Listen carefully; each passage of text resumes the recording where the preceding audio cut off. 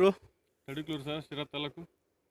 ನಿಮಗೆ ದಾಳಿಂಬೆ ಬೆಳೆ ಬಗ್ಗೆ ಔಷಧಿ ಯೂಸ್ ಮಾಡಿದ್ರಲ್ಲ, ರೈತರಿಗೆ ಸ್ವಲ್ಪ ಮಾಹಿತಿ ಹೇಳ್ರಿ ಸರ್. ಅದು ನಾವು ಇದ್ರಲ್ಲಿ ಮಾಡಿ 2 ತಿಂಗಳಾಯಿತು, ಮೊಗ್ಗು ಬರಲಿಲ್ಲ ನೀಟಾಗಿ. ಒಂದು ಗಿಡಕ್ಕೆ ಒಂದು 8-10 ಕಾಯಿ ಆಯಿತು, ಆಮೇಲೆ ಮೊಗ್ಗು ಸ್ಟಾಪ್ ಆಗ್ಬಿಡ್ತು. ಹ್ಮ್. ಇವರು ಹೊಸದ್ರು ರಘುವರ ಹತ್ರ ನಾವು ಗೊಬ್ಬರ ಔಷಧಿ ತಗೊಂಡು ಇದು ಮಾಡಿದ್ಮೇಲೆ ಮೊಗ್ಗು ಚೆನ್ನಾಗಿ ಬಂದ್ಬಿಟ್ಟು ಚೆನ್ನಾಗಿ ಪೀಸ್ ಆಯಿತು. ಅದು ಯಾವುದೂ ಇದಾಗಿರಲಿಲ್ಲ, ಕೊಳೆ ರೋಗ ಇತ್ತು ಸ್ವಲ್ಪ. ಕಂಟಿನ್ಯೂ ಆಗಿ ನಾನು ಒಂದು 10 ಔಷಧಿನ ನಾನು 10,000 ರೂಪಾಯಿ ಒಂದೊಂದು ಸ್ಪ್ರೇಗೆ ಹೊಡೆದೆ. ನಾನು ಯಾರ್ಯಾರು ಡಾಕ್ಟ್ರ್ ಹೇಳ್ತಾರೆ ಅದನ್ನೆಲ್ಲನೂ, ಬಟ್ ಯಾವುದು ನನಗೆ ಇದಾಗಲಿಲ್ಲ, ಅದು ಕ್ಲಿಯರ್ ಆಗಲಿಲ್ಲ. ಮತ್ತು ಇವರೇನೆ ನಮಗೆ ಔಷಧಿನ ಒಂದು ಕಿಂಗ್ ಅಂತಂದು ಔಷಧಿನ ತಂದು ಕೊಟ್ಟ ಮೇಲೆ ಅದರಿಂದ ನಮಗೆ ಎಲ್ಲ ಕೊಳೆ ರೋಗ, ಬ್ಲೈಟ್ಸು, ಇನ್ನೊಂದು ಮತ್ತೊಂದು ಏನು ಇಲ್ದಂಗೆ ಕ್ಲಿಯರಾಗಿ ಚೆನ್ನಾಗಿದೆ ಇವಾಗ ಬೆಳೆ. ಸ್ಪ್ರೇ ಮಾಡಿ ಎಷ್ಟು ದಿನಕ್ಕೆ ರಿಸಲ್ಟ್ ಬಂತು?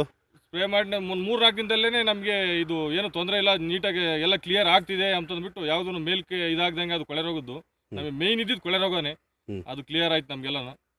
ಒಂದು 3 ದಿನದಲ್ಲೇ ರಿಸಲ್ಟ್ ನಮಗೆ ಗೊತ್ತಾಯ್ತು. ಒಂದು ಗಿಡಕ್ಕೆ ಎಷ್ಟೆಷ್ಟು ಕಾಯಿ ಸೆಟ್ ಆಗೈತೆ ಸರ್? ಒಂದು 100 ಇದ್ದಾನ 250-300ವರೆಗೂ ಇದೆ. 300 ಐತೆ. ಇದು ರೇಟ್ ನಿಮಗೆ ಏನು ಅನಿಸುತ್ತೆ? ಯಾವ ರೇಟ್ ಸರ್? ಔಷಧಿ ರೇಟು ಭಾಳ ಚೀಪ್ ಬಿಡಿ ಸರ್.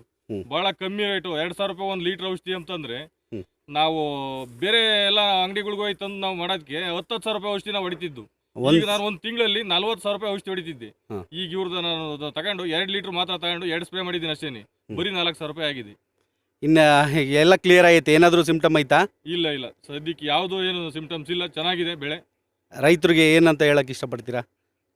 ರೈತರಿಗೆ ಇದನ್ನ ತಗೊಂಡು ಎಲ್ಲರೂ ಹೊಡ್ಕೊಂಡು ಸ್ಪ್ರೇ ಮಾಡ್ಕೊಂಡು ಬ್ಲೈಟ್ಸು, ಕೊಳೆ ರೋಗ ಅಂತಂದು ನಮ್ಮ ತಾಲೂಕಲ್ಲಿ, ನಮ್ಮ ಶಿರಾ ತಾಲೂಕಲ್ಲಿ ಜಾಸ್ತಿ ಇದೆ ಅದು. ನಿಮ್ಮ ಹತ್ರ ಔಷಧಿ ತಗೊಂಡು ಇದು ಮಾಡ್ಕೊಂಡ್ರೆ ಅವ್ರಿಗೂ ಅನುಕೂಲ ಆಗುತ್ತೆ ಅಂತಂದು ನಾನು ಹೇಳೋಕ್ಕೆ ಇಷ್ಟಪಡ್ತೀನಿ. ಸರಿ, ಥ್ಯಾಂಕ್ ಯು ರೈತರೇ.